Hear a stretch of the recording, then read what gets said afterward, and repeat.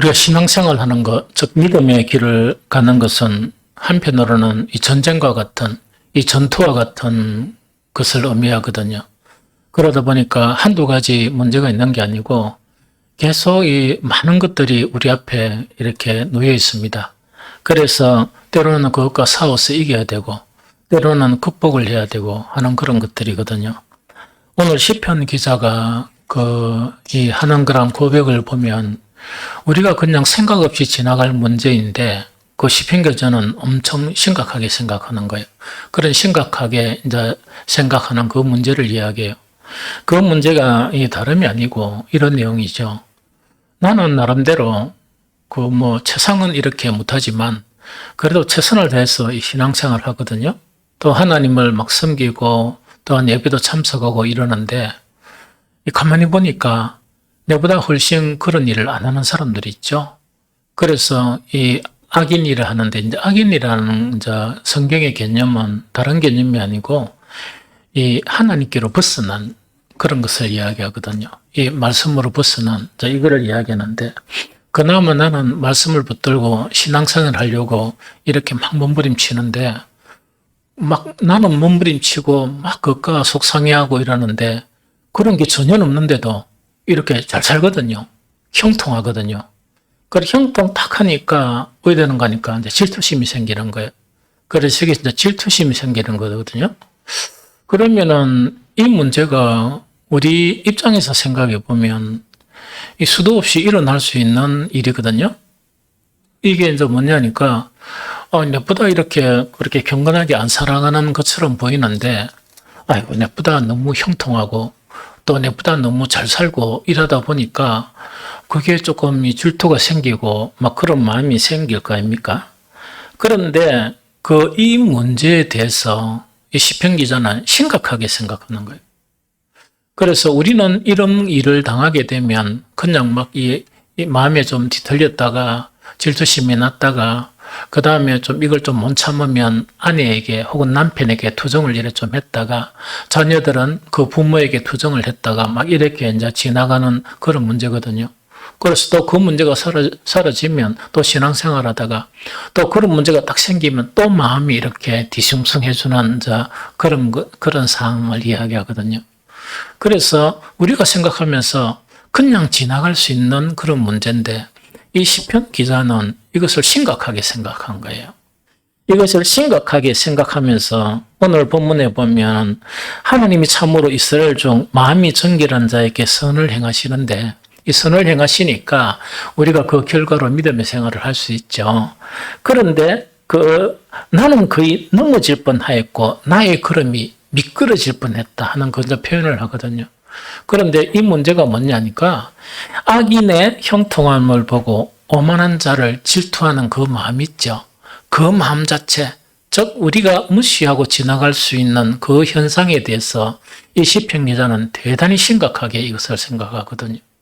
그러면서 어떻게 표현하는 거니까 나는 정말 이제 이런 것이 내 속에 생겼는데 이 문제 때문에 나는 거의 넘어질 뻔했고 나는 거의 미끄러질 뻔했다 하는 그 표현을 쓰거든요. 그런데 여기서 넘어질 뻔하다 또 미끄러질 뻔했다 하는 이 용어 자체가 이 언어하고 이 대조에서 보면 넘어질 뻔했다 하는 거는 그 히브리어로 나타나는데 이거는 이 두 가지 의미가 있더라고요. 한 가지 의미는 뭔가니까 구부러지다는 그 이야기예요. 그러면은 우리가 믿음에서 가장 중요한 것은 진리거든요. 진리의 길을 계속 이제 가는 거거든요. 진리의 길을 계속 가는데 이렇게 이 질투하는 마음, 즉 악인의 형통한 것을 보고 질투하는 마음이 딱 생기니까 시편 기자는 뭐냐? 이 문제 때문에 내가 이렇게 넘어질 뻔했다는 거는 구부러질 뻔했다는 그 이야기거든요. 그럼 구부러진다는 그 결과는 뭐냐니까 우리가 이제 신앙생활 딱 이렇게 하는데 보통 이단이란 단어가 우리 정통교회 다니는 사람들은 엄청 이렇게 겁을 내잖아요. 왜 겁을 냅니까? 유사하거든요. 가는 길이 유사한 것 같은데 거기에 이제 구원이란 것 속으로 쑥 들어가야 되는데 안 들어가고 빗나가 버리는 걸 이야기해요. 그러면 여기서 그 넘어질 뻔했다 하는 낙타 자체가 바로 그런 의미를 주는 것이다 하는 그 이야기죠. 그러면 이 시편 기자는 그런 이 마음이 생긴 것 자체가 얼마나 꼭 심각하게 생각하는가. 이것이 무엇을 일으킬 수 있는가. 나를 이렇게 빗나가게 할 수 있는 그런 결과를 가져올 수 있다는 그거를 이야기하죠. 또 이 낙타라는 넘어질 뻔하다 하는 이 자체는 뭔가니까 이것도 똑같은 유사한 의미인데 이 다른 데로 향하다 하는 그 이야기거든요. 우리는 오늘 찬양할 때도 오직 주님만, 오직 하나님만 하는 것 자체를 이렇게 찬양을 했잖아요. 찬양했는데 이게 오직 주님만이 아니고 이렇게 삐끗해가지고 이제 다른 데로 향하는, 주님이 아니는 다른 데로 향하는 그런 결과를 가져올 뻔했다 하는 그 심각한 문제를 이야기하거든요. 사실은 이 문제도 우리가 가만히 생각해 보면 이런 위험성이 상당히 많거든요. 우리는 예배를 드리고 있고 기도를 하고 있고 또 교회 봉사를 하고 있는데 이 모든 것이 하나님을 향하면 하나님이 받으시거든요. 하나님이 받으시는 것은 반드시 응답이 있어요. 그냥 가만히 계신 게 아니고 그에 대한 이런 상을 주시는데 이 푸짐한 상을 우리에게 주시거든요.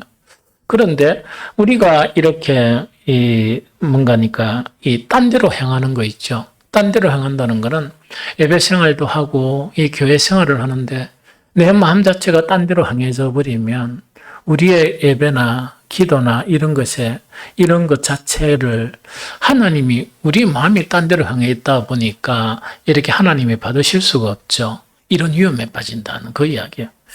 그 다음에 두 번째로는 미끄러질 뻔하다 하는 이것도 보면 좀 심각한 단어예요. 이거는 샤파크라 그러는데 이것도 믿음의 여정에서 이거는 이렇게 생각하는 거예요. 믿음을 제가 한 번씩 계단으로 생각했죠. 계단이 아니고 이 비탈길을 올라가는 그런 것이나 혹은 믿음 자체를 뭐냐니까 많은 사람들은 물결이 흐르는 대로 흘러가지만 그렇게 흘러가지 않고 거슬러 올라가는 그런 표현을 했죠. 그런데 이 시편 기자는 뭐냐니까 이렇게 그 악인들이 형통한 것 자체를 딱 보면서 내 마음에 이렇게 질투심 유사한 것이 생기는 이것에 대해서 심각하게 생각하는 거예요. 어떻게 심각하게 생각하는 거니까 보통 사람들은 이 세상 사람들이 살아가는 그런 길은 뭔가니까 물이 막 이렇게 흐르는 그런 길을 걸어가거든요. 그래서 그런 길을 걸어간다 그러면 우리는 어떤 길을 걸어가는가? 그걸 거슬러 올라가거든요. 이 거슬러 올라가다 보면 옛날에 이 물이, 시냇물이 이러는데 발목만 조금 이렇게 지나쳐도 이래 거슬러 올라가다 보면 어떤 위험이 있는 거니까 그 돌이 있기에 있어가 상당히 미끄럽고 이런 경우가 있거든요. 그런데 물은 이렇게 무릎 조금 위에밖에 이렇게 해가 흐르기는 흐르는데 미끄러지부터 하면 쭉 떠내려가 버리거든요. 그걸 이야기합니다. 그것뿐만 아니고 믿음의 길 자체가 딱 계단처럼 이렇게 만약에 계단이나 이렇게 한 길 한 길 올라간다 이런 생각하면 이렇게 한 걸음 한 걸음 뛰어서 이 한 계단을 올라가기 또 한 그런 경지에 올라가는 것은 대단한 수고와 대단한 노력이 따르거든요. 그런데 이거는 뭐냐니까 그렇게 잘 올라가다가 어떤 경지에 있다가 미끄러지부터는 이야기. 미끄러지다 보니까 쭉 미끄러져 버리는 이런 형태 자체를 이야기한다는 그 부분이거든요. 그런데 여기서 미끄러질 뻔했다는 샤파크 자체가 또 어떤 그런 의미를 지니는 거니까 우리가 참 이렇게 힘든 게 이 덕성을 쌓아가는 거, 이렇게 우리 속에서 선을 쌓아가는 거. 예수님께서 그 악한 자는 그 산 악에서 악을 내게 되고 선한 자는 그 산 선에서 선을 낸다. 이렇게 가르치시거든요. 그런데 이게 쉬운 일이 아니거든요. 숱한 눈물의 기도와 자기를 쳐서 복종시키는 그 훈련과 그 다음에 주님만을 바라보고 이 신앙생활하는 그것을 통해서 정말 우리는 이 세상 사람들이 가질 수 없는 품격을 우리 속에 쌓아가게 되거든요. 그래서 이것이 쌓아가는데 이제 나이가 들면 들수록 이것이 빛으로 나타나게 돼요. 빛으로 나타나게 되는데 여기서 미끄러질 뻔하다 하는 것은 뭐냐니까 그렇게 애써 힘써 쌓아왔던 그것을 쏟아버리는 걸 이야기해요. 참 이거 비참해지죠. 이걸 막 한 방에 쏟아버리는 걸 이야기하거든요. 그래서 이 시편 기자 자체가 뭐냐? 우리가 그냥 대수롭지 않게 생각하는 악인들의 형통함을 보면서 내 마음이 평안이 깨지거나 질투심이 생기거나 혹은 나는 왜 이렇게 이러냐 이런 것이거나 혹은 하나님을 원망을 못하니까 겁이 나가지고 누구를 원망합니까? 집에가 아내한테 네 때문에 이렇게 된 것 같다 이런 거. 그다음 아내는 남편에게 당신 때문에 이렇게 된 것 같다 뭐 이런 식으로 막 이렇게 해버리는 이 현상이 있죠.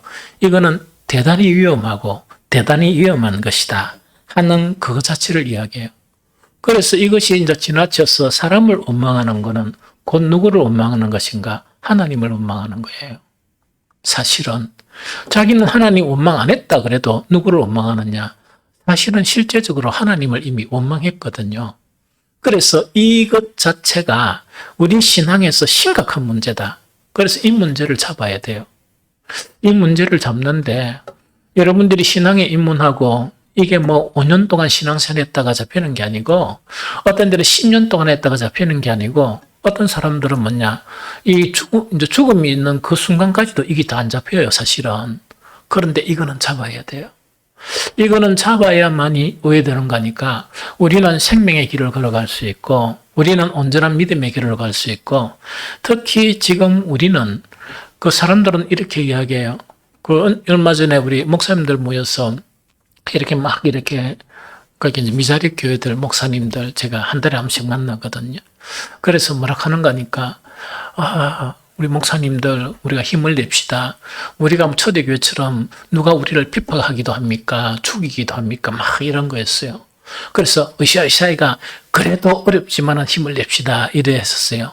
그래서 마지막에 내가 한 거는 보니까 지금이 더 힘든 것 같아. 그래서 조금 핍박이 있으면 그 핍박은 힘들어도 정신을 차리는데 이는 뭐 우리 마음을 지배하는 이런 것들 정말 마음이 해이해지는 이런 것들 자체는 이거는 소리도 없고 표시도 없고 그러면서 작은 누룩이 들어와서 이 점점 불푸게 해가지고 어느 한순간에 보면 내가 이렇게 변질됐나 하는 그런 충격에 빠지는 것이 오늘 세대다 하는 그 이야기거든요. 오늘 이 세대가 엄청 힘든 세대입니다. 왜냐니까 미혹에 넘어가기 쉽고 유혹에 넘어가기가 너무 쉬운 이 세대를 살고 있거든요. 그래서 여러분들을 생각하면 대단히 훌륭한 성도들이다 하는 그런 생각이 들어요. 내가 평신도였다면 여러분들처럼 이렇게 굳건하게 신앙생활을 할 수 있겠나 하는 그런 생각도 듭니다. 그런데 중요한 것은 뭐냐? 지금은 위험한 시대다 생각하고 더욱더 끼어 있어야 돼요. 끼어 있으면서 사소하게 지나가는 그런 일이 없이 우리는 항상 신앙 안에서 경각심을 가지면서 조심해야 돼요. 우리의 믿음을 잃어버리면 우리는 구원을 잃어버리는 거거든. 우리가 쭉 미끄러져 버리면 그게 나중에 잘못하면 뭐냐? 이 천국을 만날 위로 보면 쭉 묶여지다가 내주는 지옥 문 앞에까지 가게 돼요. 그래서 우리는 경각심을 가지고 이 신앙생활을 해야 된다 하는 그 이야기죠. 이 문제가 얼마나 어려운 문제인가? 또 이 문제는 얼마나 심각한 문제인가? 다시 정리해볼 할게요. 신앙생활 잘하다가 악인들의 형통함을 보면서 완전히 막 마음이 이렇게 뒤틀려 버린 거예요. 왜냐니까 나는 이렇게 열심히 했는데 이렇게 막 뒤틀려 버린 거예요. 이해되겠죠? 이 뒤틀려 버리면서 질투심이 나고 막 이런 거 있죠. 이것이 얼마나 심각한 문제인가? 시편 여자가 이걸 보면서 나는 정말 미끄러질 뻔했고 나는 정말 넘어질 뻔했다. 이렇게 고백할 정도로 이 심각한 문제인가? 이거를 성경을 통해서 두 가지 사례를 이렇게 보면서 한번 이렇게 접근해 봤으면 좋겠다는 생각이 듭니다. 제일 첫 번째 사람들이 이 경건을 추구했던 이 바리새인들이에요. 그래서 그들의 삶의 목표가 경건이었습니다. 경건이다 보니까 바리새인들은 자기 자신들도 어떻게 생각했는가 하니까 자기 자신들은 경건하다고 생각했었어요. 그래서 경건하지 않다는 것은 의심도 안 했거든요. 그런데 이것만 있었으면 이 사람들이 그렇다면 살펴볼 건데 다른 사람이 보면서도 이름을 붙여주는데 뭐라 붙여주는가? 바리새인들한테 이름을 붙여주는데 경건파 이렇게 붙여줘요. 그래서 우리 신앙생활 할 때 조심해야 될 게 하나 있어요. 그게 이제 뭐냐니까 사람이 우리를 평가하는 거 있죠. 그게 너무 마음이 이렇게 확 들어가 보면 안 돼요. 또 사람이 칭찬하는 거 있죠. 그거 가지고 이렇게 너무 그걸 즐거워하면 안 돼요. 왜냐니까 이 세상 사람들이 그리스도인 보고 칭찬하는 그 칭찬의 기준은 성경이 아니에요. 하나님의 것도 아니고 아무것도 아니거든요. 그 다음에 또 우리가 성도들도 있다면 성도들의 믿음의 수준이 천차만별입니다. 천차만별인데 초신자가 이게 어떤 우리 안수 집사님을 칭찬했다면 그거 홀깃하면 안 됩니다. 왜냐니까 그건 타당성이 하나도 없는 거예요. 그래서 그러면 아이고 잠깐 기분 좋네 하고 말아야지. 그걸 가지고 누가 묻지도 않았는데 한 10번 사람들 만나면 누가 내보고 이렇다 하더라 해가 10번이나 이야기한다 그러면 이거 참 조금 이래 처량한 그런 신앙이 된다 하는 그 이야기거든요. 그래서 이 바리새인들도 뭐냐니까 자기들도 자기들의 삶의 목적이 경건이었으니까 경건을 추구했었어요. 그러니까 자기들도 경건하다 생각하는데 그거다가 이제 기름을 부은 거 그것을 더 확고하게 막 타오르게 한 것이 뭐냐? 사람들의 이름이 그들을 부르는 별칭이 경건파라 그랬거든요. 그러니까 얼마나 스스로 그런 경건한 그런 사람이었겠냐 하는 거 얘기죠. 문제는 예수님을 만난 것이 그들의 불행이었습니다. 예수님을 만난 것이 그들의 불행이었는데 자기들도 이 경건 자체가 자기들의 본질이라 생각했던 그런 사람, 많은 사람들이 자기들을 경건하다고 생각하는 그 사람들이었는데 예수님을 딱 만나니까 이게 바뀌었습니다. 그게 뭐냐? 윗선과 외식자. 윗선하는 자들과 외식하는 자들로 바뀌어버렸어요. 그러니까 얼마나 이렇게 처참한 그런 상황이 되어버렸겠느냐 하는 그 이야기죠. 그러면은 이 윗선과 외식이라 했는데 이것 자체가 왜 이렇게 예수님은 이런 평가를 할 만큼 자기들이 이런 상황이 되었느냐 하는 그 이야기거든요. 그래서 성경에서 지적하기를 어떻게 지적했느냐 하니까 이 바리새인들을 지적하면서 아주 정말 이렇게 성경을 보면 한 군데 열에 나와 있어요. 그거 자체가 뭐냐? 같이 읽어볼까요? 누가복음 16장 14절입니다. 같이 읽어봅니다. 시작. 바리새인들은 돈을 좋아하는 자들이라 이 모든 것을 듣고 비웃거늘. 한 번 더 시작. 바리새인들은 돈을 좋아하는 자들이라 이 모든 것을 듣고 비웃거늘. 이게 뭔가니까 하나님을 이래 사랑해야 되는데 이 실상을 보니까 뭐를 좋아했다고요? 이 돈을 사랑하고 있었던 거야. 이 돈을 사랑하고 있었던 거야. 그런데 이 바리새인들은 이 돈을 좋아하는 자들인데 이것을 듣고 비웃었다는 이야기거든요. 그럼 무엇을 듣고 비웃었는가? 이걸 우리가 알아봐야 되죠. 예수님 하신 그런 말씀들이 있는데 앞에 비유가 나와요. 비유는 조금 난해해요. 그러나 결론적으로 예수님은 어떤 말씀을 하셨느냐? 이 말씀을 딱 결론적으로 하시니까 바리새인들이 픽 웃어버린 거예요. 그 예수님의 말씀이 뭔가니까 누가복음 16장 13절이에요. 그 앞구절이거든요. 같이 읽어봅니다. 시작. 집 하인이 두 주인을 섬길 수 없나니 혹 이를 미워하고 저를 사랑하거나 혹 이를 중히 여기고 저를 경히 여김이라. 한 번 더 시작. 너희는 하나님과 재물을 겸하여 섬길 수 없느니라. 한 번 더 읽어봅시다. 집 하인이 두 주인을 섬길 수 없나니 혹 이를 미워하고 저를 사랑하거나 혹 이를 중히 여기고 저를 경히 여김이니라. 너희는 하나님과 재물을 겸하여 섬길 수 없느니라 하나 이 부분이거든요. 그러면은 예수님께서 비유로 말씀하셨다가 요걸 결론으로 딱 말씀하시니까 이 바리새인들이 그 경건한 바리새인들이 우리는 이렇게 예수님이 이 성경을 보면 아멘 하잖아요. 아멘 안 하고 웃어버린 거야. 웃어버린 거예요. 그래서 이들의 웃음 속에 그들의 이제 신앙의 실상 자체가 이렇게 드러나 버렸다 하는 그거를 이야기합니다. 그러면은 여기서 한 가지 중요한 거는 뭐냐니까 왜 바리새인들은 정말 이렇게 경건을 추구했거든요. 경건이 그들의 목적이었거든요. 경건의 목적이었고 경건을 추구했는데 왜 정말 진리이신 예수님, 모든 것을 다 아시는 그 예수님, 그 다음에 하나님께서 모든 심판을 맡기신, 심판을 예수님께 하시라고 맡긴 그 심판자이신 예수님 앞에 왜 이들의 경건 자체가 외식하는 자, 왜 이들의 경건 자체가 정말 이렇게 이 위선자로 이렇게 전락을 해버렸냐 하는 그 이야기거든요. 이거는 뭐냐니까 이런 문제예요. 이 바리새인들은 경건을 목표로 했습니다. 경건을 목표로 했는데 뭔가니까 보이는 것에 너무 치중을 했던 거예요. 보이는 것에 너무 치중하고 보이지 않는 것에 소홀히 했던 거예요. 그러면 다시 말하면 이런 이야기죠. 바리새인들은 나타난 신앙의 행위들 있죠. 이런 것은 대단히 민감했고 이런 것들에 대해서는 아주 이렇게 중요하게 생각했어요. 그러면 그들이 나타내 보이는 것 중에서 가장 첫 번째가 기도였습니다. 그들은 기도를 하루에 3번씩 했거든요. 하루에 3번씩 꼬박꼬박 기도했거든요. 그 다음에 이 기도가 모자라서 일주일에 2번씩은 뭘 했느냐? 금식까지 했거든요. 그러면 기도와 금식은 뭐냐? 나타나 보이는 그런 신앙생활이에요.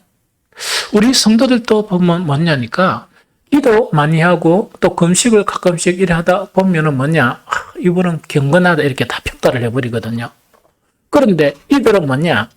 이런 신앙의 행위, 나타내 보이는 신앙 행위에 너무나 치중해 있던 거예요.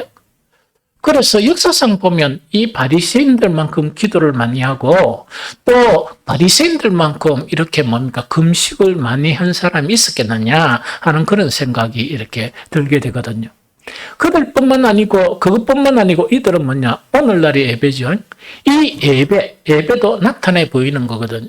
그럼 나타내 보이는 이것에 대해서 대단히 치중했거든요. 치중을 하다가 보니까 이들이 이것이 바로 경건이고 이것이 경건이라 하는 이 자기들의 이 개념 때문에 자기 속에 있는 이 경건이 아닌 것 있죠. 이걸 보지 못한 거예요. 자기 속 안에 무엇이 살아나고 있고 자기 속 안에 무엇이 있는가 하는 것을 보지를 못한 거예요. 이것 자체가 뭐냐? 탐욕이에요. 그래서 성경 신약에서 가장 지적하고 있는 게 탐욕을 버리라 하는 거거든요. 이 탐욕은 신약의 해석에서 뭐냐? 이거는 보이지 않는 마음의 우상이 탐욕이에요. 다시 이야기할게요. 이 탐욕, 이 바리새인들은 뭐냐니까 너무너무 드러난 신앙 자체에 치중하다 보니까 자기 속에서 잠재하고 있고 또 기도하는 만큼 예배드리는 만큼 금식하는 만큼 자라고 있는 탐욕이 있죠. 이거를 갖다가 자기들은 이렇게 중요하게 생각하지 않았던 거예요. 그런데 이 탐욕은 바로 뭔가니까 이 탐욕은 아까 이야기했죠. 보이지 않는 우상이에요. 보이지 않는 마음의 우상이거든요. 그러면 이래 된다고요? 우상을 마음에 모시고 있습니다. 모시고 있으면서 열심히 기도한다는 이야기입니다. 마음의 우상을 모시고 있으면서 금식한다는 이야기거든요. 마음의 우상을 이렇게 버리지 아니하고 뭐 하느냐? 예배를 드린다 하는 그 이야기거든요. 그러면 결과적으로 어떻게 되느냐? 하나님이 또 보시기에 그들의 기도, 그들의 금식, 그들의 예배 자체는 이 예배에 대한 모든 이것 자체는 뭐냐니까 목적 자체가 세상의 영화가 목적인 거예요. 세상의 영화가 목적이고 하나님의 나라는 뒷전인 그런 신앙이 되어져 버리는 거예요. 그러니까 이건 대단히 이건 중요하죠. 대단히 심각한 문제죠. 그 다음에 뭔가니까 하나님이 주신 말씀이 있죠. 그럼 성경의 해석 기준 있죠. 성경의 해석 기준도 바로 뭔가니까 마음에 있는 것을 따라서 해석하게 되는 거예요. 그러면 성경의 해석 기준은 뭐여야 되는 거니까 성경의 해석 기준은 영이어야 되고 성경의 해석의 목표는 하나님의 나라 구원이 되어야 되거든요. 그런데 이들은 뭐냐니까 탐욕이 마음을 지배하다 보니까 이들의 성경의 해석 기준은 육이 되고 이들의 성경의 해석 기준은 세상이 되는 거예요. 심각하죠? 그러면 이거는 뭐냐니까 이들이 기도한 것이나 금식한 것이나 이들의 예배 자체는 뭐냐니까 참으름을 위한 것이 아니고 바로 뭐냐 세상을 위한 것이다. 왜? 자기의 속에 뭐냐 우상이 있기 때문에 탐욕이라는 우상, 돈을 사랑하는 그 우상이 있기 때문에 그렇다는 그 이야기입니다. 총에 어떤 거리 카페가 있어가지고 전혀 안 들어가다가 총회 카페는 목사님들이 이렇게 뭐 300 몇 명이 이렇게 이렇게 그 대부분이 뭡니까? 그때 카페는 각 노회장 하나 안 가라면 총회에 참석하는 이름을 잊어버렸네. 자, 그분들이거든요. 그럼 그분들이다 보니까 내가 뭐 재밌는 게 별로 없어가지고 그래서 이제 그게 음식이라 하면 요새 들어가 보거든요. 그래 쭉 들어가면 쓸데없는 건 이래 제끼고 탁 들어가 보니까 한 목사님이 아주 좋은 이야기를 한 거예요. 돈은 많은 것은 문제가 아니다. 돈이 내가 많다 그래가 그걸 제약시하면 안 돼요. 돈이 많은 것은 문제가 아니다. 다만 돈을 사랑하는 것이 제약이다. 그 이야기였었어요. 그래서 우리가 하나님께 신앙생활 하다 보면 어떤 사람은 돈이 많고 좀 적고 이렇잖아요. 돈이 많은 것은 제약은 아니에요. 그런데 제약은 뭐냐? 돈을 사랑하는 것이 제약이다 하는 그걸 갖다 이래 남겼더라고요. 그래서 내가 이 참 맞는 말이다. 참 중요한 말이다 하는 그런 생각이 들었거든요. 그래서 결국은 경건을 추구했던 그 다음에 모든 사람들이 다 인정하는 경건파인 이 바리새인들 자체가 왜 예수님 앞에 윗선자로 전락을 해버리느냐 하니까 이들 속에 있는 탐욕이거든요. 그러면 앞에 우리 시편 기자의 고민 이렇게 악한 자들의 형통함을 딱 보니까 질투가 났거든요. 질투를 일으키는 것이 우리 안에 있는 경건이겠습니까? 우리 안에 있는 탐욕이겠습니까? 탐욕이거든요. 왜냐하니까 그 사람이 돈이 많든 돈이 적든 내 행복하고는 관계없잖아요. 내하고는 관계없잖아요. 차라리 내가 어떤 상태에 있든지 간에 내가 행복하지 않다 그러면 관계가 있지만은 그 사람이 돈이 많은 것하고 내가 살아가는 내 행복하고는 전혀 관계가 없거든요. 그리고 하나님께서 우리 모두에게 정말 적당하게 제가 보니까 그런 것 같아요. 적당하게 주시거든요. 물론 그 정도의 차이는 있지만 주시거든요. 그럼 그 안에서 이렇게 행복을 누리면 사는데 왜 남이 가진 물질이 많은 거나 혹은 형통함을 보고 이렇게 시기가 생기느냐? 그 시기를 일으키는 것이 우리 안에 숨겨진 탐욕이거든요. 그래서 이렇게 되어서 있다는 그거를 이야기하거든요. 그래서 예수님은 그 제자들에게 가끔씩 이렇게 경고를 하세요. 어떤 경고를 하시는 거니까 예수께서 경고하여 이르시되 삼가 바리새인의 누룩과 헤롯의 누룩을 주의하라 하시니 하는 이야기죠. 헤롯은 예루살렘 성전 지은 사람이에요. 즉 이렇게 사람들에게 유대인들에게 이렇게 잘 보이기 위해서. 그다음에 바리새인들을 보면서 이들의 누룩을 주의하라 하는 것 자체가 뭐냐니까 이들의 정말 외적인 경건 그러면서 그 속에 있는 그런 탐심, 돈을 사랑하는 거 있죠. 이건 어떻게 작용하는 거니까 이 경계를 안 하면 누룩처럼 조금씩 들어와가지고 나중에는 내가 진짜 바리새인처럼 바뀌어버리는 거예요. 경건이 없이도 성전을 지을 수 있습니다. 아무런 경건이 없어도 최고의 성전을 지을 수 있거든요. 그러면 그런 부분에 대한 잘못된 이론들 있죠. 이것 자체가 우리의 마음의 자리를 잡으면 우리의 신앙도 결국 어떤 신앙이 되는가? 바리새인적인 위선적인 그런 신앙으로 전락할 수 있다는 그 이야기입니다. 두 번째 성경의 사례 있죠. 우리 속에 그 악인들의 형통을 보고 이렇게 부러워하는 거 있죠. 부러워하다가 내지는 정도의 차이가 심하겠죠. 질투 느끼다가 이렇게 했죠. 이건 조심해야 된다는 그 이야기거든요. 대단히 조심해야 된다. 그리고 이게 근원은 탐욕이다 하는 그 이야기죠. 이 바울이 그 사랑하는 디모데, 이 바울이 디모데를 평가했는데 이 젊은 목사거든요. 젊은 목사인데 바울이 평가한 것을 보면 대단히 신실한 젊은 목사예요. 대단히 신실한 젊은 목사인데 디모데 전서를 마치면서 이 디모데에게 경고를 해요. 아주 주의를 주거든요. 주의를 주는 것 자체가 뭐냐? 바로 이 문제와 관련된 거예요. 그러면 이 문제에 대한 경고를 이렇게 너무 쉽게 생각하면 이 타락한 목사가 되는 거예요. 이렇게 되어버리거든요. 그래서 심각한 문제가 돼요. 디모데전서 6장 7절에서 10절인데 같이 읽어보도록 합니다. 다 읽어봅니다. 시작.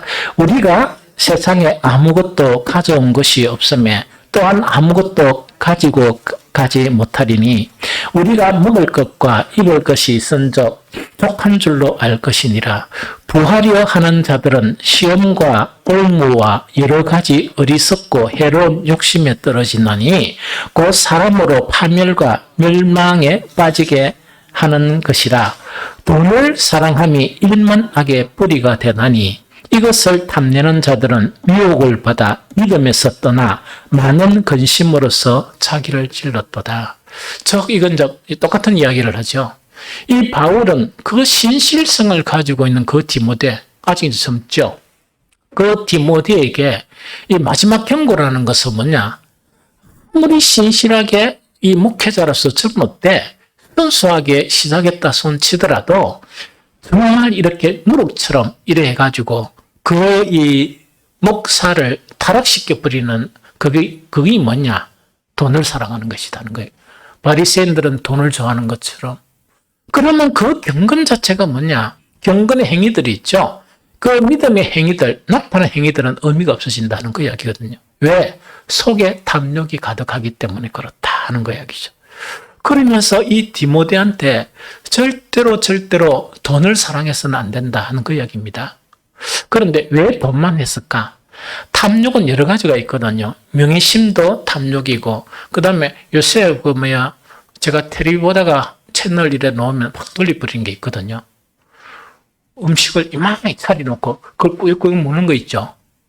아니, 그러면 막 속이 있다니까 막 터질락 하고 머리가 띵한 거예요. 나 그거 보니까. 그러니까 내가 보니까 이제 저 정도 먹으면 되겠다 싶으면 아저씨, 사장님, 3인분만 더요 하니까 사장이 깜짝 놀래. 아니, 요새 나는 이 TV 문화 있죠. 이걸 보면서 머리가 되게 아파요. 그 머리가 좀 아프면서 그런 거를 많이 반영한다는 거는 이 시대 살아가는 사람을 이야기하죠. 그런 걸 좋아하니까 반영을 하죠. 열심히 살아가고 감동적이고 정말 인내하면서 이 선을 베풀고 하는 그런 프로그램은 채널 한 10개 중에 1개가 있을까 말까요. 나머지는 그거 보니까 희한한 사람들이 있다고 나와가지고 이야기하는데 언어유희. 아무런 의미도 없는 언어유희. 그러니까 막 웃고 막 이러는데 웃을 일이 별로 없거든요. 가만히 들어보면 별로 웃을 일도 없는데 언어유희. 프로그램도 뭐 그런 프로그램들 이러다 보니까 아이고 내가 감식 사모한테 참 우리는 지금까지 참 잘 살았다. 그런데 우리 자식들이나 손자들 너무 이게 근심이 된다. 어떻게 자들이 살아가겠느냐, 이 세대를 어떻게 자들이 살아갈 수 있겠느냐 하는 그런 참 근심을 많이 하거든요. 물론 제가 기도밖에 할 수 없지만은 하나님이 하시는 일이지만은 어떻게 할 수는 없는 일이지만 걱정이 되는 그런 부분이다 하는 그거를 이야기하거든요. 그래서 그 신실한 디모데에게 경고하는 것이 절대로 뭐는 하지 말라? 하나님을 사랑해야지. 뭐는 사랑하지 말라? 돈은 사랑하지 말라. 돈을 절대로 사랑하면 안 된다 하는 그거를 이야기하거든요. 돈을 절대로 사랑하면 안 된다 하는 그거를 지금 이야기하거든요. 왜 그러냐니까 돈은 일만 악의 뿌리다. 일만 악의 뿌리이기 때문에 결국은 돈을 사랑하는 결과는 믿음에서 떨어지게 된다. 믿음에서 떨어지게 되거든요. 그래서 오늘 이 경고의 말씀을 목사만 그렇겠습니까? 목사도 돈을 사랑하면 경건한 목사도 믿음이 떨어진다 그러면 평신도 같은 뭡니까? 믿음에서 떨어지는 게 플러스 이렇게 갚버리겠죠. 그래서 돈을 사랑하는 거는 이렇게 극이 돼야 돼요. 자족할 줄 알아야 돼요. 하나님께서 나에게 이렇게 그 정도 이렇게 정말 누우면 따뜻한 이런 자리가 있고 그 다음에 하루도 안 굶고 먹을 양식이 있는 것을 감사해야 돼요. 그런다고 밥만 먹습니까? 또 간식도 먹고 이러는데 얼마나 풍족한가 이걸 생각했어요. 한 번씩은 어떤 프로그램에 이 성검하는 그런 보면 아프리카에 굶주린 그런 많은 사람들, 아이들 그런 걸 보면서 정말 우리가 얼마나 부자이고 우리는 그들에게서 재벌입니다. 재벌이거든요. 그래서 그걸 감사하고 살아가야지 돈을 사랑하면 일만하게 뿌리가 된다는 그걸 이야기하거든요. 그러면 이 어려운 문제를 시편 기자는 어떻게 극복했을까? 이게 이제 관심사죠. 이 시편 기자는 이것을 극복을 했습니다. 이 극복을 했는데 시편 73편 16절 17절이에요. 오늘 본문인데 그 뒤에 내용이다. 그죠? 우리 같이 읽어봅니다. 시작. 내가 어쩌면 이를 알까 하여 생각한 적 그것이 내게 심한 고통이 되었더니 하나님의 성소에 들어갈 때야 그들의 종말을 내가 깨달았나이다. 한 번 더 읽겠습니다. 내가 어쩌면 이를 알까 하여 생각한 적 그것이 내게 심한 고통이 되었더니 하나님의 성소에 들어갈 때야 그들의 종말을 내가 깨달았나이다. 자, 여기 보면 참 좀 신기하죠. 우리는 악인의 형통함을 딱 보면 그런 마음이 생기면 아무 문제 의식 없이 넘어가 버리거든요. 그러고 그 사람의 인격에 따라 이걸 이제 표출을 하거든요. 아까 이야기했죠. 자식에게 표하든지, 자식은 부모에게 표하든지, 남편은 아내에게 표하든지, 또 아내는 남편에게 표출을 해버립니다. 이 표출을 하고, 그 표출을 하고 심지어 원망까지 하죠. 원망까지 하는 그런 것을 가지게 되는데, 그래 하면서도 심각하지 않아요. 심각하지 않은데, 이 시편 기사는 뭐냐? 내가 어쩌면 이를 알까 생각한 적, 그것이 내게 무엇이 되었다? 심한 고통이 되었다. 세상 사람들이 보면 정말 부질없는 고통이죠. 그러나 신실한 믿음의 사람은 이 문제가 이렇게 심한 고통이 되는 거예요. 왜? 믿음하고 문제가 되니까. 내가 하나님만 사랑하고 하나님만 섬겨야 되는데 뭐가 된다고요? 탐욕, 즉 보이지 않는 우상을 섬기는 그런 신앙이 되니까 이것이 심각했다는 그 이야기죠. 심한 고통이 되었더니 뭐 할 때야? 하나님의 성소에 들어갈 때야 그들의 종말을 내가 깨달았나이다. 이 이야기거든. 그럼 이거는 뭐냐니까 악인들이 형통한 것을 보면서 이런 문제가 생기는데 이 문제는 심각한 문제다 하는 걸 생각하면서도 심각하다 생각해도 또 악인의 형통을 보면 또 그런 생각이 마음에 들고 이러거든요. 그런데 어디에서 이 문제를 깨달았냐? 하나님의 성소에 들어가서야 악인의 종말을 내가 보았다. 깨닫게 되었다는 그 이야기입니다. 이해가 되겠죠? 그래서 여기서 하나님이 계시는 성소, 하나님의 성소란 의미가 무엇이냐? 하나님 이거를 참 이렇게 이해를 해야 되거든요. 그런데 이거는 나중에 보면 어떤 구약적인 그런 해석도 있어야 되고 복잡하니까 그걸 탁 멈추고 하나님의 성소에 들어가서야 비로소 악인의 결말, 악인의 마지막을 내가 보게 되었다. 깨닫게 되었다는 이 이야기는 어떤 이야기인가 하니까 이때 하나님의 성소라는 것은 뭘 의미하는가? 하나님을 만나는 신앙이에요. 하나님을 만나는 신앙이다. 이거거든요. 대단히 중요합니다. 그럼 이거는 어떤 의미인가 하니까 우리가 예배를 드리죠. 예배를 딱 드리니까 우리가 생각하기는 우리가 동일한 예배를 드리는 것 같죠? 아니에요. 아니거든요. 예배를 드리면서 하나님을 만나는 사람도 있고 전혀 하나님을 만나지 못한 사람도 있어요. 그래서 뭐냐니까 우리는 어떻게 예배를 드려야 되는가? 하나님의 이름에 걸맞는 영광을 가지고 하나님께 나와야 돼요. 거룩한 옷을 입고 예배 자리로 나와야 되고, 이 예배는 영과 진리의 예배를 드려야만이 하나님을 만납니다. 안 그러면은 우리 속에 있는 육이나 이런 것을 가지고 아무리 앉아 있어도 하나님을 만나지 못합니다. 그러면 우리가 드리는 예배가, 우리는 이 시간에 이렇게 같이 예배를 드리죠. 그러면 이 예배가 차이가 나는데, 우리가 드리는 예배가 각기 뭐냐니까, 이 자리에서 이렇게 되다가 뚝 떨어져 버리는 예배가 있고, 어떤 예배는 뭐냐, 그 예배가 하나님의 보좌에까지 상달되는 예배가 있습니다. 그게 하나님이 받으시는 예배야. 그것이 하나님이 받으시는 예배고, 하나님이 받으시는 예배는 어떤 예배인가 하니까 반드시 하나님께서 응답을 하세요. 그 예배를 통해서 하나님께서 응답을 하시는데, 그 응답이라는 것은 뭐냐, 은혜라는 것으로 딱 이렇게 그 안에 속해 있어요. 각종 은혜들을 하나님께서 주시는 거예요. 이해가 되죠? 그것이 하나님의 성소에 들어간다는 그런 의미예요. 기도도 마찬가지예요. 기도도 하나님을 만나는 그런 기도가 있지만은 하나님을 만나지 못하는 기도도 있어요. 금식도 마찬가지고. 뿐만 아니고, 그러면 예배만, 기도만 통해서 하나님 만나는 거 아닙니다. 우리가 어떤 하나님께 봉사하는 그 일을 통해서도 하나님을 만나는 것이 있고, 만나지 못하는 것이 있어요. 그래서 이것이 대단히 중요하고 대단히 중요하다 하는 그 이야기죠.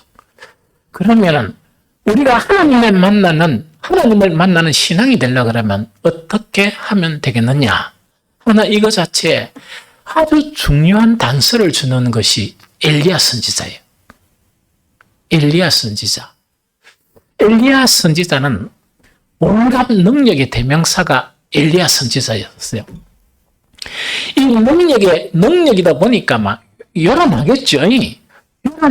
요란하는데 정말 이세벨의 그런 유업에 와르르 무너지면서 도망을 간 거예요. 그래서 이 엘리야가 진짜 하나님을 만나는 그런 장면이 성경에 나와요. 우리 이걸 같이 읽어봤으면 좋겠습니다. 열왕기상 19장 11절에서 12절. 열왕기상 19장 11절 12절. 자, 같이 읽어봅니다. 시작. 여호와께서 이르시되 너는 나가서 여호와 앞에서 산에 서라 하시더니 여호와께서 지나가시는데 여호와 앞에 크고 강한 바람이 산을 가르고 바위를 부수나 바람 가운데 여호와는 계시지 아니하며 후에 지진이 있으나 지진 가운데에도 여호와께서 계시지 아니하며 지진 후에 불이 있으나 불 가운데도 여호와께서 계시지 아니하더니 불 후에 미세한 소리가 있는지라. 요 이야기입니다. 자, 요거는 뭐냐니까 엘리야는 능력의 종이에요. 능력의 종이다 보니까 하나님의 능력이 임하는 데는 정말 여러 가지를 경험하겠죠. 정말 강한 바람을 경험하고 이 바위가 부서지는 것을 경험하고 또 한 뭐냐니까 지진도 경험하고, 지진이라는 건 뭐냐니까 하나님이 임재하다 보니까 그런 것도 경험하고 불도 경험하고 이런 경험을 한 거예요. 그런데 정말 하나님의 산에 가서 하나님을 만나게 되는데 하나님께서 능력으로 임재하시다 보니까 그런 현상이 일어나는 거예요. 현상이 일어나는데 그 속에서는 하나님을 이렇게 만나지 못한 거예요. 하나님의 음성을 듣지 못한 거예요. 그런데 신기하게도 그것이 다 지나가고 난 이후에 뭐가 들렸다? 미세한 소리가 들렸는데 그것이 하나님의 음성이었어요. 이걸 이야기하거든요. 우리 사람들은 뭔가니까 이라니까 하나님의 인자하면서 나타나는 현상이 있죠. 그 현상에 너무나 치중하고 있어요. 그럼 치중하고 있는데 그 현상 속에서는 뭐냐? 하나님의 미세한 음성, 그 소리를 들을 수가 없는 거예요. 그러면 어떤 때에 우리는 하나님을 만날 수 있는가 하니까 이런 부분입니다. 이것은 뭔가니까 하나님의 강력한 이 능력이 임재하는 그곳에서 만날 수 있는 것이 아니고 무엇에 만날 수 있었단 말입니까? 하나님께 기도를 하는데 어떤 기도라고요? 은밀한 하나님과의 그런 기도 시간이에요. 은밀한 하나님과의 그런 기도를 통해서 우리는 하나님의 음성을 듣고 하나님을 만나게 되고 뿐만 아니고 세밀한 하나님과의 그런 관계 있죠. 그런 관계를 통해서 세밀한 그런 소리를 들을 수 있다 하는 것이 바로 이 엘리야 선지자의 그 이런 고백과 경험을 통해서 우리는 그것을 알 수가 있다 하는 그런 부분이거든요. 그래서 우리는 예배 중에서도 뭐냐니까 이 예배 중에서 만약에 우리가 저번에 교리하면서 그 헌법에 설명을 했죠. 모든 세상의 일은 뭡니까? 다 언제? 다 청산을 해놨고 정리를 해놨고 예배 자리에 참석하라. 이런 거 하면서 했죠. 그게 왜 필요한 거니까 이 예배 자리 자체는 뭐냐? 정말 내 마음이 하나님만을 향해야 돼요. 하나님만을 향해야 되고 내 중심이 하나님만을 향해야 되는데 온갖 작동 선의 자체를 다 내 마음에 품고 오다 보면 하나님 만날 수 있는 것이 안 돼요. 하나님 만날 수 있는 그 자체가 안 되는 거예요. 이걸 지금 이야기하거든요. 그래서 우리가 주님을 만나는 것은 그냥 찬란한 그런 프로그램 속에 주님은 만날 수 있는 확률이 거의 떨어집니다. 그래서 정말 은밀한 주님과의 그러한 기도와 내 마음이 전적으로 하나님을 향하는 그런 예배와 그 다음에 말씀도 뭐냐니까 정말 웅장하게 뭐 그런 내용이 아니고 그 한 말씀 한 말씀이 내 심령에 닿는 거 있죠. 그런 거를 통해서 하나님을 만나게 된다 하는 그걸 이야기합니다. 그래서 이런 성소에 하나님이 계시는 성소에 딱 들어가니까 뭘 깨달았다? 악인의 종말을 깨달아 버린 거예요. 이 종말을 깨달은 거예요. 그래서 시편 기자가 얻은 해답이 있죠. 해답 자체가 뭐냐니까 악인의 형통의 결국은 어떻게 된다 하는 것을 깨닫게 되는데 그건 제가 읽어드릴게요. 시편 73편 18절에서 20절입니다. 제가 읽어드릴게요. 주께서 참으로 그들을 미끄러운 곳에 두시며 파멸에 던지시니 아까 미끄럽다 이게 쭈루 미끄러진다 그랬죠. 하나님께서 뭔가니까 미끄러운 곳에 두시는데 뭐냐 참기름까지 싹 발랐다는 이야기거든요. 이제 보니까 기름을 쭉 발라가 어야 된다고요? 쭉 미끄러지게 하셨다는 그 이야기거든. 주께서 참으로 그들을 미끄러운 곳에 두시며 파멸에 던지신다. 파멸에 던지시니 그들이 어찌하여 그리 갑자기 황폐되었는가? 놀랄 정도로 그들은 진멸하였나이다. 충격받을 정도로 뭐냐? 그들이 진멸되는 걸 본 거예요. 사람이 깬 후에는 꿈을 무시한 것 같이 주께서 깨신 후에 그들의 형상을 멸하시리이다. 그들이 위세등등하고 심지어 경건하게 신앙생활 하는 자들을 비웃고 하는 그들 자체가 어였다고요? 사람이 꿈을 꾸면 꿈 안에 있는 것들이 삽시간에 사라지잖아요. 주께서 깨시면 그들도 사라져버린다 하는 그거를 이야기합니다. 일장춘몽처럼 사라져버린다 하는 그거를 이야기하거든요. 그래서 악인의 형통은 뭐와 같다고요? 복이 아니고 이거는 패망이다 하는 그 자체를 이걸 깨닫게 되었다 하는 그 이야기죠. 그럼 여기서 우리가 반론을 제기하죠. 그런데 보니까요. 악인의 형통은 보니까 빨리 안 가던데요. 우리 속에서 뭐냐 빨리 좀 망했으면 속이 좀 시원한 것 같은데 그리고 더 뭡니까 불평한 없이 내가 신앙생활 축소할 것인데 알던데요. 아파트 또 바꿨던데요. 이런 거 있다 그죠? 이런 식으로 우리가 생각하기 쉽죠. 그거는 이제 성경에 보면 뭐냐 또 우리 주의 오래 참으심이 구원이 될 줄로 여겨라. 이거는 뭐냐 하나님께서는 오래 참으시거든요. 우리에게만 오래 참으시는 게 아니고 누구에게도 참으신다고요? 그 악인에게도 오래 참으시는 거야. 왜? 혹시라도 회개를 할까 봐 오래 참으시는 거야. 그러나 반드시 결말은 패망이다 하는 것을 알게 되었다 하는 그걸 이야기합니다. 그리고 이것이 성경의 인물 중에서 하박국 선지자도 이 문제가 고민이 됐어요.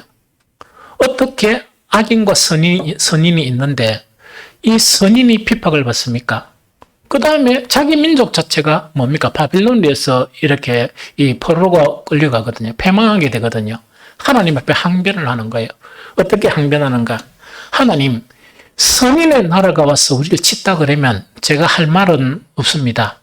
그런데 우리보다 더 악독한, 우리가 좀 타락하기는 타락했지만 더 악독한 바벨론이 우리를 무너뜨리는 것은 나는 도저히 이해할 수가 없습니다 하는 것을 갖다가 이 두 가지를 하박국 선지자가 하나님께 이 문제를 제기합니다.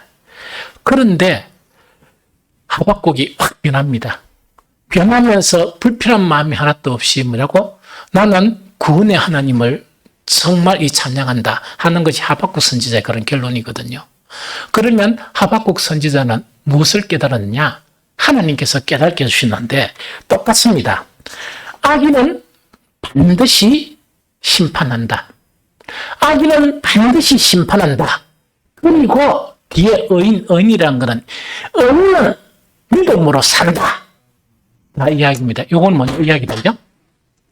악인은 반드시 심판은 받는다. 그런데 악인은 반드시 심판을 받는다는 것은 다른 한글 번역에 보면 고려된 것이 있어요. 그런데 그 내용을 보면 그 내용이 쭉쭉쭉 기록되어 있는 거라. 악인은 반드시 심판을 받는다 하는 것이 기록되어 있어요. 아무리 형통해도 심판을 받는다. 그런데 정말 어떤 사람, 의인이라는 것은 의인은 믿음으로 사는 사람이에요. 그 의인은 믿음으로 살 수 있다 하는 이 의미는 어떤 것인가니까 믿음으로 힘겹게 살고 살죠. 마지막 종말의 그런 심판에서 악인들은 하나도 정말 그러지 않고 반드시 심판을 받지만 그때 의인들은 무엇 때문에 살 수 있다? 믿음 때문에 산다. 그것은 뭔가니까 믿음을 붙잡고 하루하루 살고 인내로 하루하루 살고 하는 이것을 믿음으로 산다는 것. 믿음이란 이야기거든요. 이 믿음 때문에 의인은 살 수 있게 된다. 이것을 이 하박국 선지가 이 하나님의 이 말씀을 듣고 난 이후에 그 오해가 풀리게 된다 하는 그거를 이야기합니다. 그런 면에서 반대 방향으로 의인의 길은 뭐냐? 그러면 이 시편 기자가 악인의 길도 봤지만 의인의 길도 본 거예요. 그럼 의인의 길은 뭐냐? 간단하게 이야기할게요. 첫 번째로 시편 73편 24절에 보니까 주의 교훈으로 나를 인도하시고 후에 영광으로 나를 영접하시리니. 그럼 이거는 뭐냐니까 주의 교훈으로 나를 인도하는 거는 우리는 이 세상 풍조 따라 살지 않고 말씀으로 살려고 막 이런 몸부림치죠. 그럼 이것의 결과가 뭐라고요? 영광으로 나를 하나님께서 영접해 주신다. 주께서 영접해 주신다. 이걸 또 분명하게 본 거예요. 두 번째는 뭐냐? 시편 72편 25절이거든요. 하나 깨닫게 된 것이 뭐냐? 하늘에서는 주 외에 누가 내게 있으리요? 땅에서는 주밖에 내가 사모할 리 없나이다. 하나 이거를 이야기하거든요. 다시 읽어드릴게요. 하늘에서는 주 외에 누가 내게 있으리요? 땅에서는 주밖에 내가 사모할 리 없나이다. 하는 이 부분이거든요. 성도 중에 우리 성도잖아요. 성도 중에 가장 큰 복이 있는 성도는 어떤 성도냐? 하나님의 사랑을 수용할 수 있는 받는 성도예요. 말이 좀 어렵습니까? 그럼 이건 무슨 말이 이런 이야기거든요. 하나님은 이미 이처럼 우리를 사랑하셨어요. 맞죠? 이처럼 우리를 사랑하셨는데 그 사랑은 지극히 크고 지극히 넓은 사랑으로 우리를 사랑하셨거든요. 그런데 문제가 뭔가니까 이 사랑을 내가 받아야 될 거 아닙니까? 실질적으로 이 사랑을 받는 것은 어떻게 이 사랑을 받는가? 사랑의 원리에서 사랑해야 사랑하는 만큼 그 사랑을 받게 되는 거예요. 오늘도 찬양하면서 하나님의 사랑을 이야기했거든요. 우리가 변할 수 없는 진리는 하나님이 우리를 얼마나 사랑하셨느냐. 독생자 예수 그리스도를 십자가에 내주실 만큼 사랑하셨거든요. 맞죠? 하나님의 사랑을 만약에 사랑을 내 안에 내가 그걸 받았다는 이야기입니다. 받았다는 것은 의미 없이 사랑을 받았다는 겁니까? 이거는 놀라운 축복입니까? 하나님의 사랑을 받고 사는 사람은 놀라운 복이겠죠? 단편적으로 이렇게 생각할 수 있죠. 어떤 사람은요, 금식하면서 기도해도 하나님의 반응이 시큰둥해요. 그런 척을 안 한단 말입니다. 그런데 어떤 사람은 뭐냐니까, 이 금식도 안 하고, 기도도 뭐 별로 안 하는데, 뭐 한다고요? 이렇게 하면서 만약에 퇴근하다가 운전하면서 한숨을 푹 쉬면서 에고 이래 보는 거야.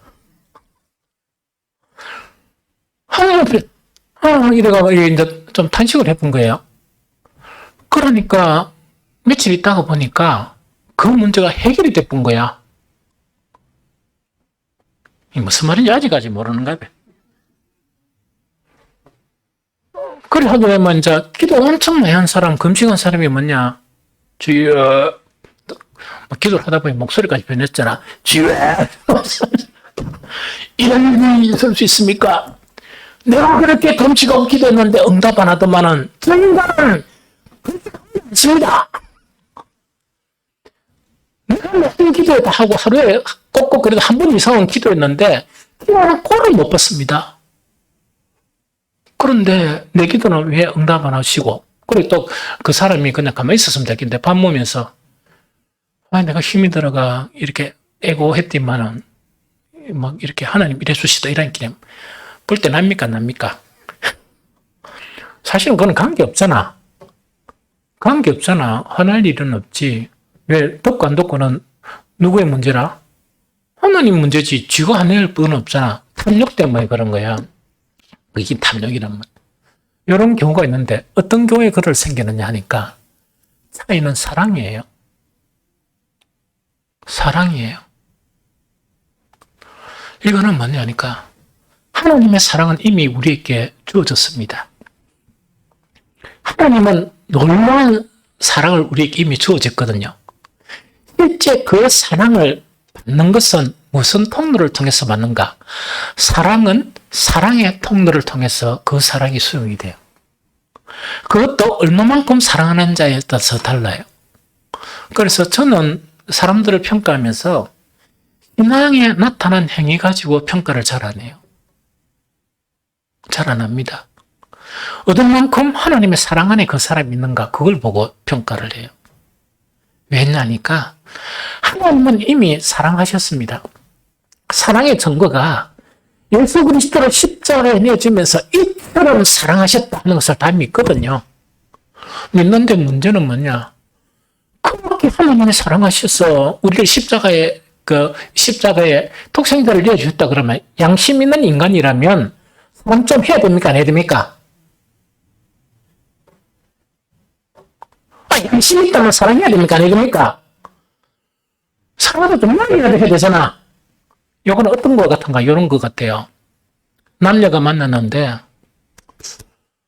어떤 정말 이 아리따운 그런 그 여인이 이 남자를 진심으로 사랑했는 거예요. 그런데 그 사랑을 보니까 구구절절한 그런 큰 사랑이었습니다. 이놈의 못된 이 인간 있죠. 이 사노비치. 죄송합니다. 이 못된 인간이 그 구구절절한 사랑을 안 받았어요. 이용만 해먹었어. 그러면 이 여인의 사랑이 그 사람에게 수용이 됩니까? 안 되죠. 이 여인의 사랑을 수용할 수 있는 방법은 어떨 때만이 이 인간이 회개해가지고 진정으로 이 여인을 사랑해야 그 사랑을 수용할 수 있습니다. 사랑의 가치를 알아요. 그런데 이 여인이 하나님이 보시다 보니까 너무 화가 나셔서 데리고 가셨어요. 하나님의 품으로 이렇게 안아봤어요. 그럼 죽었다는 이야기죠. 이 나쁜 인간이 뒤늦게 그 사랑을 깨달은 거예요. 다른 여인을 딱 만나다 보니까 뒤늦게 깨달은 거야. 아무리 뒤늦게 깨닫고 통곡을 하고 탄식을 해도 하나님 품에 안긴 그 여인은 돌아오지 않습니다. 사랑도 마찬가지야. 그래서 우리 신앙의 수준이 인식적으로 내가 이 세상에 아무리 살펴봐도 내가 사랑할 수 있는 분은 하나님밖에 없다 하는 그런 인식과 믿음 안으로 들어가야 돼요. 그런데 그것도 부족해.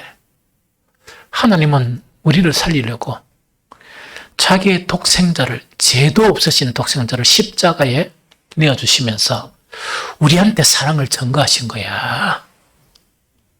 그래 돼 있는데도 양심도 없이 하나님 사랑하는 것보다 돈을 사랑하고 이 없어질 영광을 사랑하고 그래가지고 무슨 신앙이라 이야기하겠습니까? 그 사랑이 없이 들어지는 모든 신앙 행위들은 빈 깡통이지 그걸 어떻게 신앙이라고 이야기하겠습니까? 하나님의 성소에서 이걸 깨닫게 된 거예요. 내가 사랑할 수 있는 것은 그때까지는 사랑하는 게 되게 많았는데 하나님의 성소에서 주님을 깨닫고 나니까 내가 사랑할 수 있는 것은 이 세상에 아무것도 없다 하는 것을 깨닫게 되는 거예요. 그래서 이래 되니까 이제 뭐 악인의 형통함 그 자체는 부름이 안 되고 뭐가 되겠습니까? 보면 볼수록 불쌍히 여겨지지. 보면 볼수록 안타깝게 여겨지지. 나는 어떤 때는 신앙이 없이 화려한 집을 방문하면 속에 뭔가니까 정말 큰 슬픔이 있죠. 큰 슬픔이라는 건 이거 어찌해야 되겠노? 이 인간을. 이게 주님 부르시기 전까지 깨닫긴 하겠나 싶은 거 있죠. 일평생 그걸 지고 이렇게 몸부림치는 거야. 그걸 넣어야 살지. 그거를 놓고 하나님을 믿어야 되고 하나님을 사랑해야지. 사랑이라는 건 아무것도 없이 형식적으로 들어지는 그런 것을 통해서 어떻게 그것을 믿음이라고 할 수 있겠느냐 하는 그거를 이야기하거든. 세 번째 이 시편 기사는 뭐냐? 73편, 10편, 14, 20절을 내 육체와 내 마음은 쇠약하나 우리의 상태를 이야기합니다. 내 육체와 내 마음은 쇠약하나 한 번씩 바람이 불면 한 번씩 속상하기도 하고 흔들리지만은 하나님은 내 마음의 반석이시다. 하나님은 내 마음의 반석이시고 영원한 분기시다. 영원한 분기시란 것은 영원한 내 재산이다 하는 걸 이야기하거든요. 이거를 발견하게 된 거예요. 이걸 발견하면서 어떤 때 발견했다? 하나님의 성소에 들어갔을 때 이거를 발견하고 이 문제를 해결한 시편 기사예요. 그래서 우리에게도 때로는 우리의 마음에 이건 아무것도 아니다 하는 이 문제가 심각한 문제가 될 수가 있어. 정말 이 성경을 통해서 심각한 문제로 깨닫고 그 문제를 가지고 고민하고 기도하면서 하나님께 은밀한 그런 음성을 통해서 깨닫게 되어지는 그런 복된 신앙이 되어지고 이게 절대로 악인의 형통함을 보면서 오히려 불쌍하게 여기고 근심의 마음으로 그 사람들을 이렇게 탁 바라봐야 되지. 그것을 부러워하는 그건 어떻게 부끄러워서 너한테 이야기를 못하는 나를 위해서 예수 그리스도를 십자가에 내주신 그 하나님 앞에서는 어떻게 이걸 말도 못 꺼내는 그런 마음을 가지지 않는 우리 성도들이 되시기를 예수 그리스도 이름으로 축복합니다.